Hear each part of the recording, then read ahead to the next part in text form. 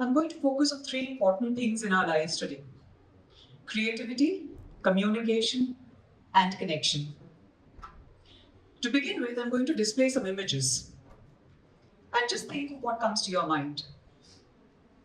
I'm sure most of us would have thought of the word danger or stop when we see the first image, and the word start or go when we see the second one. Let me display one more image. Now, what comes to your mind when you see this? Is it just two people there and with chariot in the backdrop?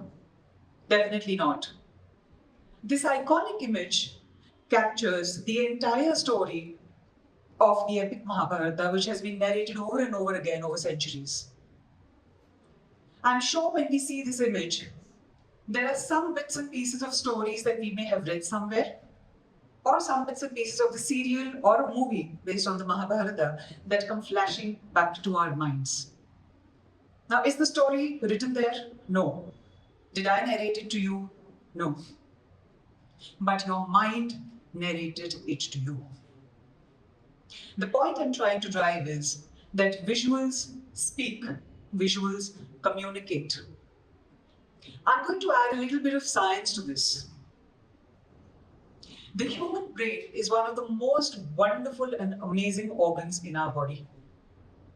Whenever we read, we listen, or even as we speak, we start imagining the words that we are reading or listening to. And similarly, when we see any pictures or paintings, the brain converts it into words. There is some message or some story that is narrated to us through those visuals. It is a proven fact that the brain processes information or any kind of the visual data much faster than text. And hence, we respond also faster to visuals. And that is one of the reasons why, instead of writing the word danger, if that visual is shown to us, we stay away. We instantly know our reflexes act much faster. I'll share you two very interesting facts about the brain. Our human brain processes images 60,000 times faster as compared to text. And point number two, 90% of all the information that is transmitted to our brain is in visual form. If this is so, my friends, then should we not be using more pictures, more paintings, and more visual art to communicate? Through all the social media platforms, we see that the picture posts and the video posts have far more engagement. And this is the transformative power of visual art that can evoke thoughts, emotions, and ideas. And we should integrate it into our communication. What is communication then? Very simply put, it is a transfer of information from a person to another. It could be from one group to another, one place to another, or from one time zone to another time zone. And of course, it has to be understood by the other person. And when this entire give and take is complete in all forms, we establish a connection. Communication is key to any connection that we build in our lives, be it in the classroom, at the workplace, even in the shopping mall. Most importantly, in our personal lives, in our personal relationships. What happened in the prehistoric era? There was no language that was invented then, there were no alphabets. Human thoughts and feelings have absolutely nothing to do with age, with any language known, any geographical boundaries, or my education, whether I understand technology or not, nothing. But this innate desire to express is something that is inborn. Right? What you see here are cave paintings and petroglyphs. Petroglyphs are engravings into the stone. These date back to almost 40,000 years ago. And these were used as a medium to record events, to mark out the various seasons of the year, for storytelling to pass on to the next generations, and to express their belief in cultural and any religious activities. Right? Now, the point I'm trying to make is that art in all its forms has always, over centuries, has been used as a very, very powerful tool for self-expression. The word self-expression is important. And which brings me to this very beautiful theme of upakrama, or initiation, which perfectly captures my journey with art as a tool for self-expression. It began as a very small step, at a point in time when I didn't have the luxury of speaking to many people around me. But I wanted my feelings to be known to people. I had to emote. Yeah, as I said, there's a basic human need. So I went back to drawing and my art to learn how I can use art to communicate. At first, I was very unsure of how my thoughts could be translated into shape and color. But I took that one step, and that has led me to a journey. A journey of learning and understanding so many beautiful art forms, a journey of self-discovery, a deeper understanding of myself, and an understanding of how I can connect with the world around me through art. I'm going to display a few illustrations of how I have been able to express my thoughts through some drawings and paintings.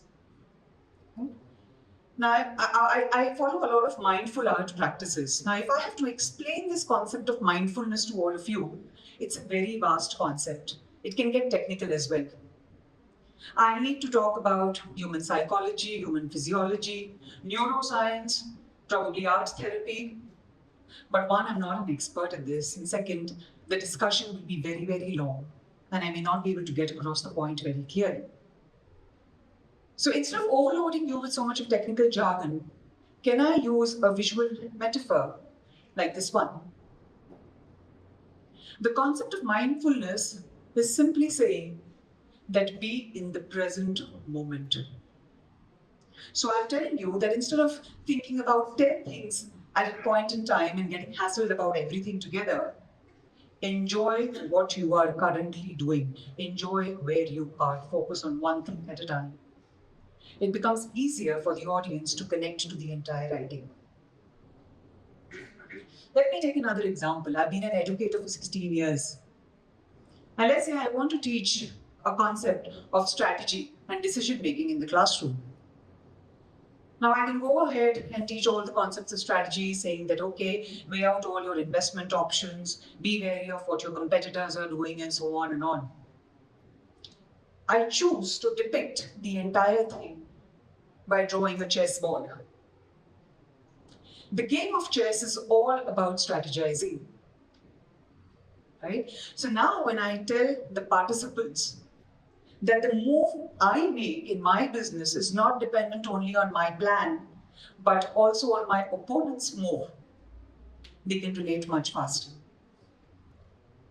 When I say that be wary of what your competitor's next move is going to be and keep a plan, be ready, it becomes easier for me.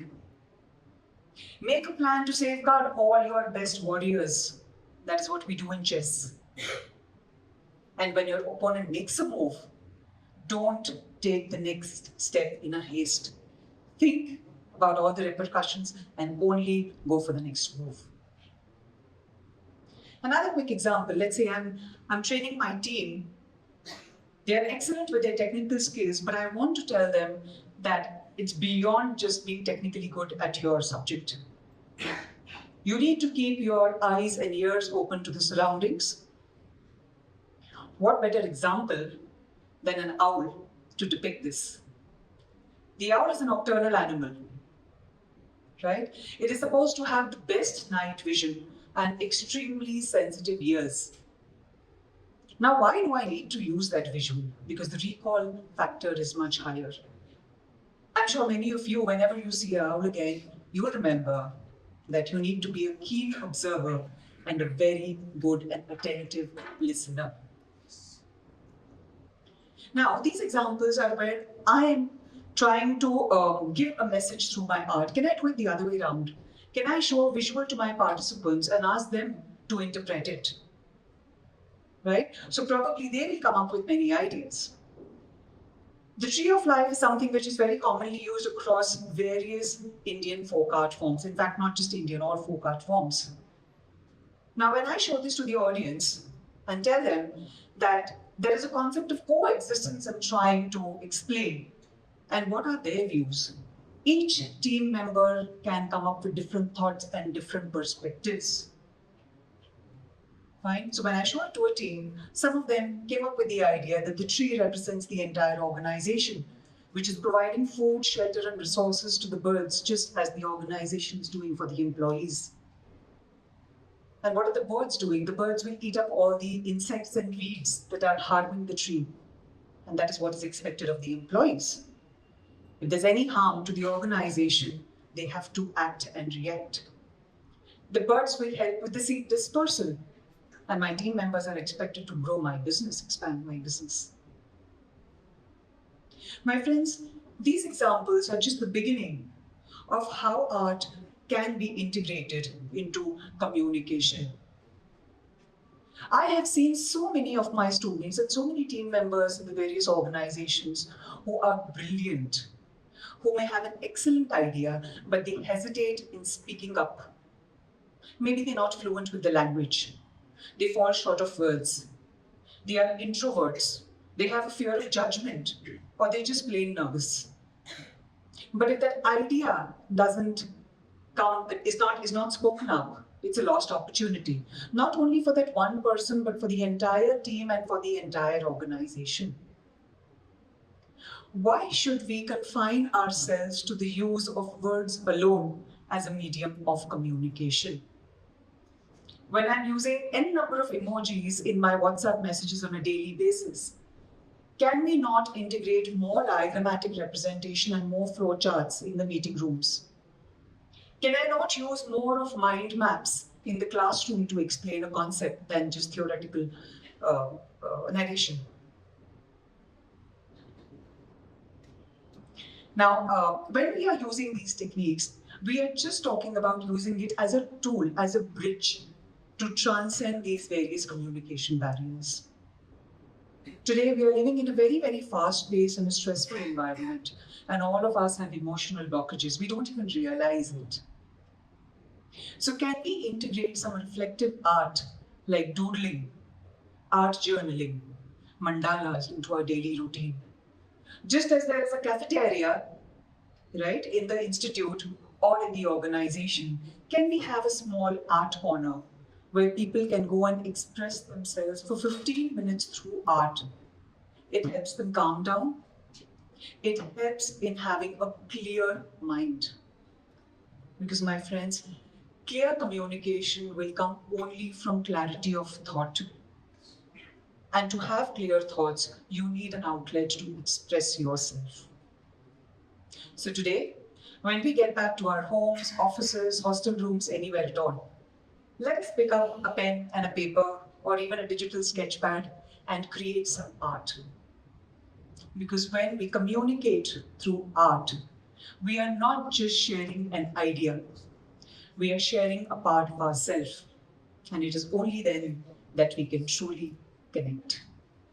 Thank you.